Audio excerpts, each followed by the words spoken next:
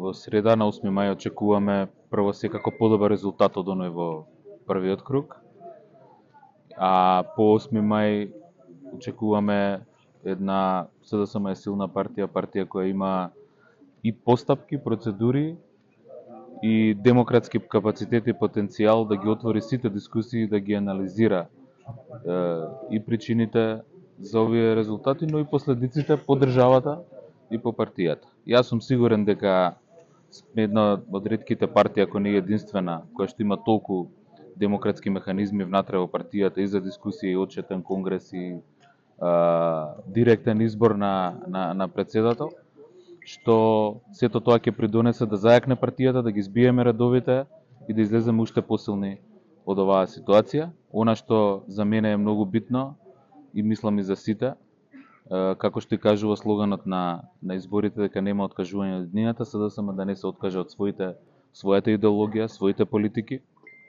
и она што го застапува и своите идеали, принципи и вредности.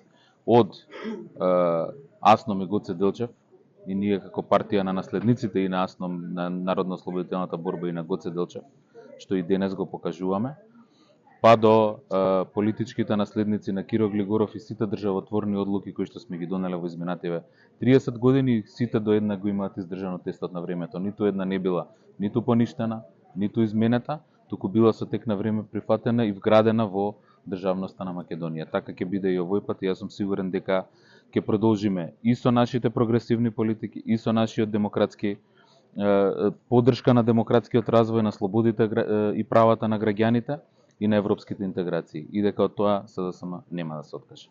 Веќе кажавте дека СДСМ ќе биде коректив еден вид во собранието во иднина. Дали значи дека ќе се спремате за опозиција? До кога е прашањето? До вас. Вие кажавте. Кога? Во изјава пред некој ден, не знам точно кога беше. СДСМ ќе биде силна партија во собранието, а која власт, која опозиција одлучуваат граѓаните на избори. Јас сум сигурен дека СДСМ ќе има подобар резултат од првиот круг и дека СДСМ како партија ќе биде бедам кој што ќе ги брани слободата и демократијата, социјалната правда, поголемите плати и пензии и патот на европските интеграции. Сето она што ВМРО ДПМН знам и знам планираат да го загрозат. Така што нам ни е многу важно, ние сме автентична политичка партија, не сме дериват од ниту една друга политичка партија, ниту сме создадени да помогнеме на ВМРО ДПМН да дојде на власт, како што е тоа случајот со Знаме Максим Димитриевски. Во првиот круг доживевте дебакл еден вид. Дали можеби токму преговорите за Делчев се причина, можеби една од причините за дебаклот? Ние не сме преговарале за Гоце Делчев никогаш, ниту планираме да преговараме. Тоа е една од многуте теми што се разговара во историската комисија. Гоце Делчев не бил предмет на политички разговори никогаш. Прв круг е прв круг, втор круг очекуваме подобри резултати, па потоа да даваме оценки околу изборите и резултатите. Сега има и повеќе листи, и повеќе партии и време за кампања кој што сме го поминале со граѓаните. Колку пратеници очекувате да освоите како политичка партија? Се бориме за секој глас, граѓаните ќе кажат колку пратеници, нам ни е битно да покажеме единство, заедништво и на секој наш член, секој наш симпатизер и поддржуваш да му пристапиме и тоа го правиме секојдневно и ќе се бориме за секој глас до 8 мај. Граѓаните кажуваат колку пратеници ќе имаме.